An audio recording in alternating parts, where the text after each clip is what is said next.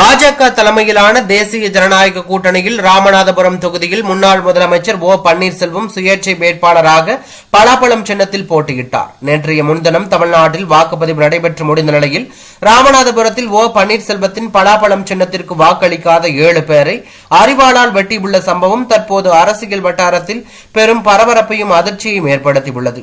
நேற்று இரவு ராமநாதபுரம் மாவட்டம் சாயல்குடி அடுத்த சத்திரம் பகுதியில் இரு சமுதாயத்திற்கு இடையே ஓ பன்னீர்செல்வத்தின் பலாப்பழம் சின்னத்திற்கு வாக்களிப்பது தொடர்பாக தகராறு ஏற்பட்டுள்ளது.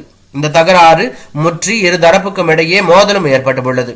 இந்த மோதலில் இரு தரப்பினரும் ஒருவரை ஒருவர் தாக்கிக் கொண்டதில் 7 பேருக்கு அரிவாள் வெட்டு ஏற்பட்டு ராமநாதபுரம் அரசு மருத்துவமனையில் சிகிச்சைக்காக அனுமதிக்கப்பட்டுள்ளார்கள். இதனை கண்டித்து நேற்று இரவு கிழக்கு கடற்கரை சாலையில் ஒரு தரப்பினர் சாலை மறியல் போராட்டத்தில் ஈடுபட்டார்கள். இதுகுறித்து தகவல் அறிந்த போலீசார் சம்பவ இடத்திற்கு விரைந்து போராட்டத்தில் ஈடுபட்டவர்களை அப்புறப்படுத்தினார்கள். மேலும் மோதல் சம்பவம் தொடர்பாக வழக்கு பதிவு செய்துள்ள போலீசார் தீவிர விசாரணை மேற்கொண்டு வருகிறார்கள். இதனால் சாயல்குடி பகுதியில் பதட்டமான சூழல் நிலவி வருவதாக தகவல் வெளியாகி அரசியல் வட்டாரத்தில் பரபரப்பை ஏற்படுத்தியுள்ளது.